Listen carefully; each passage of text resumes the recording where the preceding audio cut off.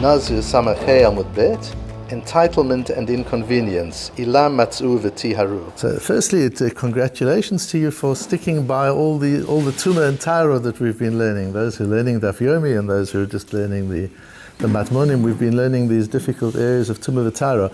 It was interesting, I was talking to a completely non-religious Israeli who asked me to teach him something about Pesach because he's going to have a seder with the kibbutznikim, and he would like to tell them something meaningful and show them that he also knows something. So I gave him something on Pesach, and he came running up to me afterwards and said thank you. He said, I've always known the Torah is a beautiful story. I didn't know it's relevant to our lives. I didn't know we can learn anything from it. And I thought, my goodness, we have no idea of how far some people are from any understanding of the Torah's capacity. And then I realized it's not just this completely non-religious Israeli. When we learn laws of tumah and tyro, we also very often learn it that way. It's an tumah and tyro. In the olden days, there was such a thing. But to understand what capacity this has to influence our lives is not how we usually think. And over the last few days, I think what we've learned is just such unbelievable application of principles extracted from the halachas of tumah and tyro that can apply. And here we have another example of it in this Gemara, where we're dealing with tumat kvarot, the tum'ah, the contamination that is caused from burial places. And the Mishnah at the bottom of Samach Daled Amud Beis talks about if you find three graves next to each other that are kind of set out in an orderly way, you've got to assume that that's a Beis HaKvoros, that's a cemetery. It might be an ancient cemetery, and there's tumah, kohanim can't walk through that area, and you've got to find where the borders are of that area. But if you just find one random grave or another, maybe even two random graves, that's not a cemetery. You don't have to assume there's a cemetery there yet. You can move those bodies away, and that part becomes tahor. The Rava says at the top of Samachei Amud Beit, badak ufana, badak vishkach. You find a body and you move it away. And you come back into your farmland and you find another body and you move it away. And then you find a third body. You can move that away as well, even though if you find three bodies, then it's a cemetery and you can't move them. If you found one and you moved it, and the second one and you moved it, and the third one, you can move the third one as well. Why? Since you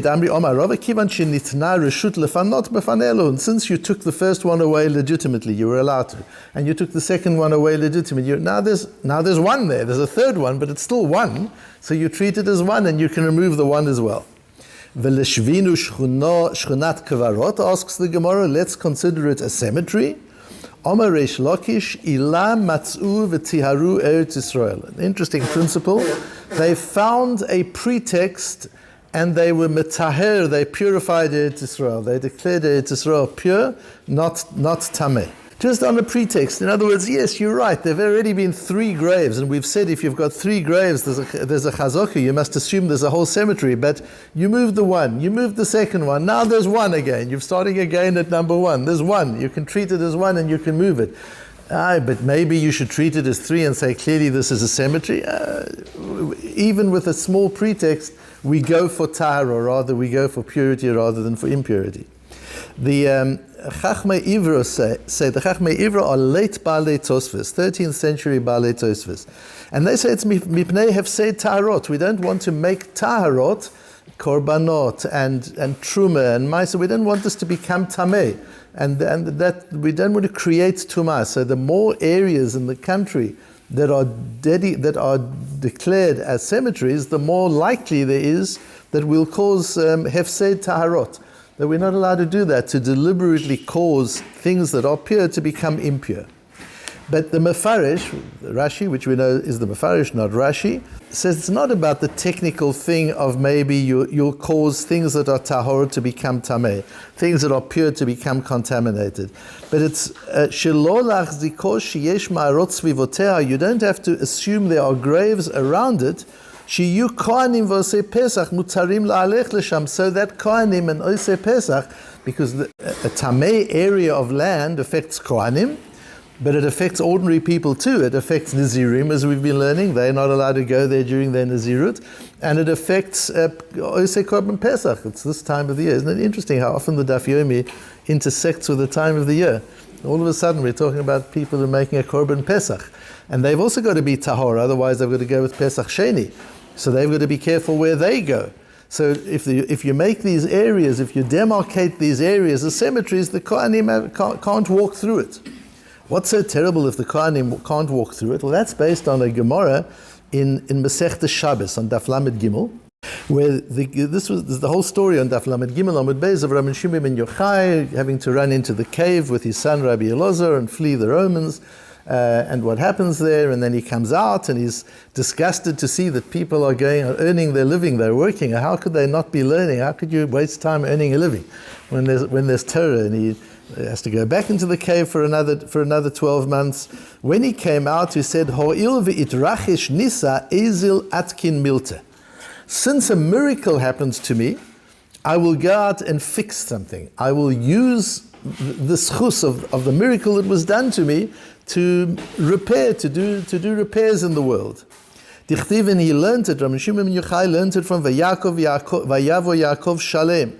Yaakov came back from Lavan and he was Shalem, he was complete. V'amar Rav Shalem begufo, Shalem b'mamano, Shalem b'torato. He was complete physically, he was complete financially, he was complete in Torah. Vayichan et bnei ha'ir, and he camped at the site of the city, meaning he investigated. From Vayichan is also bochein, he examined the city. Amar Rav, matbea tikein lahem. Rav said he set up a central bank, and he created proper finances for the city.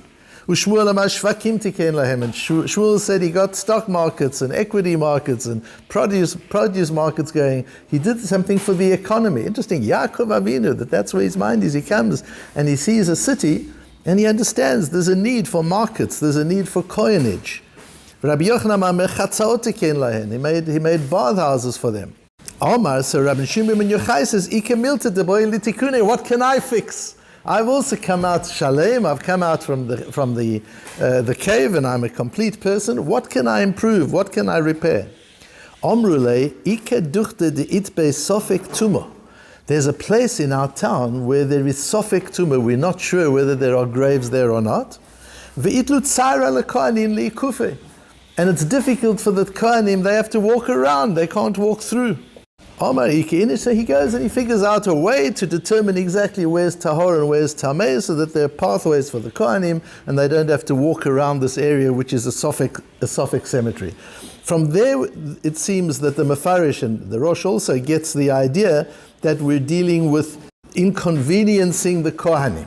That this whole thing is about inconveniencing the kohanim. So what does this mean then? Ila matzu v'tiharu Eretz Yisrael. The Chachomim used a very weak pretext to make the place tahor so that the kohanim wouldn't be put to the trouble of going around, of having to circumvent this area of Sofek Tumah. And this is a very important principle over here, because there are two different dynamics in this conversation, in this dilemma. The one is the laws of Tumah and Tahara, and we've seen even just in the few daf that we've learned, how meticulous we are with Tumah and Tahara in the time of the Beis HaMikdash, how careful we have to be about it, how careful they were with it. So certainly there's good reason to be machmir.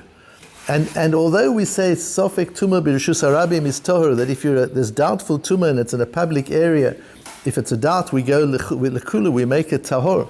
But there's a Tosfos I think it's in Shabbos, that talks about that when there's a fixed tumah, like a cemetery, then if it's a Sofik, you don't make it Tahor for the Kohanim. They have to be machmir even in such a case.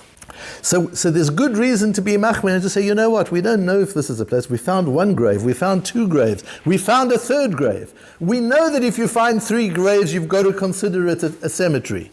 But here, since you moved the one, you moved the other, now you've only got one in front of you, let's go Lekula, we'll treat it as not as a cemetery, so that the Kohanim don't have to circumvent. Big deal, so the Kohanim would circumvent. What's that such a big deal? Why is that such a serious thing? So the idea of inconveniencing, we've become desensitized to what it is to cause people inconvenience. And what a lack of midot that is, to inconvenience other people. In Kfar Hasidim, in the yeshiva that I went to learn, where Rabbi Lapin was the mashgiach there for many, many years, and he set the culture of the place.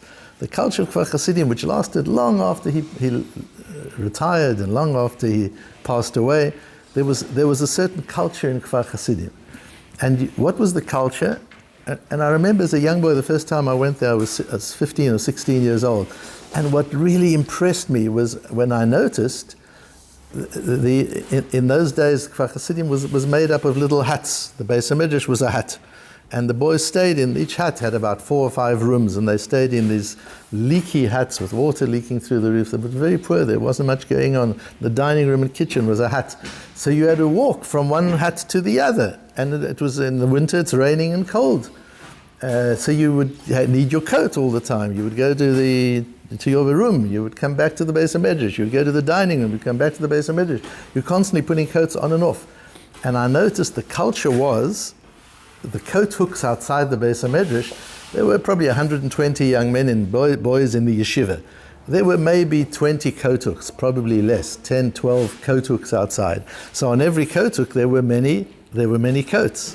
When you came in and there were already 5 coats hanging on the hook, and you wanted to add your coat to it, what did you do? You removed the 5 coats, put yours underneath, and then put the 5 coats back. You were the last one to come. Why should you be the easiest one to leave? You're the last one to come. Your coat should be at the bottom of the pile. And I remember asking, people said that's a rebellion. Rebellion explained that you can't inconvenience somebody else just because it's convenient for you. And not only can't you inconvenience somebody else because it's inconvenient for you, there was a case with rebellion where there was a young man who was having difficulty, and the young man in the kollel was having difficulty in his marriage. And rebellion said to him, describe to me your day. Start off in the morning. Just go through your whole day. What is life like in your house? He says, I get up in the morning, I wake up. He says, right, what do you do when you wake up? He says, I say mudani. Good. And then what do you do? He says, I do negavasi. He says, where do you do negavasi? He says, next to my bed, I have a bucket of water and a basin, and I do negavasi in my bed, the same as the halacha is. And Rebellion says, and doesn't it make a noise when you wash your hands next to the bed? And doesn't it possibly wake up your wife? He says, yeah, but the halacha. He says, but it's not necessary. There's a shitas harashbo that the whole house is like arba amos, and you can be mekil. How can you be machmir in hilchos netilas yadayim? How can you take a severe view in netilas yadayim at the expense of your wife? You want to be machmir, do it at your own expense. But to wake her up because you want to be machmir, what right have you got to do that? And you've got to re-examine the way you live your Yiddishkeit. This is about your approach to halacha. It's not about you and your wife. And that's the idea here too. Yes, we could be machmir and say, you know what, Kohanim, walk around. We don't want areas that are sofek tumah. We found 3 bodies here already. This is a cemetery, so you have to walk around. No, you can't be machmir. You can't be meticulous in halacha and cause inconvenience to somebody else. We don't have a right to cause others inconvenience. And when we're talking about rights, just as if we take something from somebody else, that's geneva, that's gazela. You can't take something from somebody else. And we know that, and we're all careful. We wouldn't take something that doesn't belong to us. But when you inconvenience somebody, you're taking their convenience away. Because you have some kind of cheshbon, you're taking it away for yourself. That's stealing, that's robbing them of convenience. And that in itself is a factor in halacha. So when Rabbi Shimon ben Yochai comes out and he says, what can I do? And it's interesting to see what the various things that they say that Yaakov did. Convenience. You need coinage. Shmuel says markets. Rabbi Yochanan says bathhouses. It's not about Beis HaMedrash and yeshivas and libraries. That's not what they established. Just places to live a convenient life.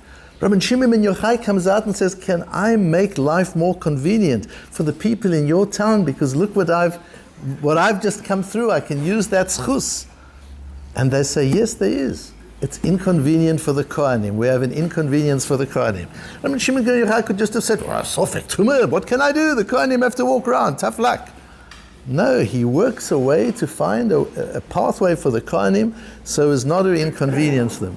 And to realize and to recognize that the importance of that in our desire to be meticulous in halacha, we shouldn't inconvenience other people. And certainly when it's not about halacha, for questions of even putting sforim back on the shelves when one's finished them. If you don't put it back, somebody else has to.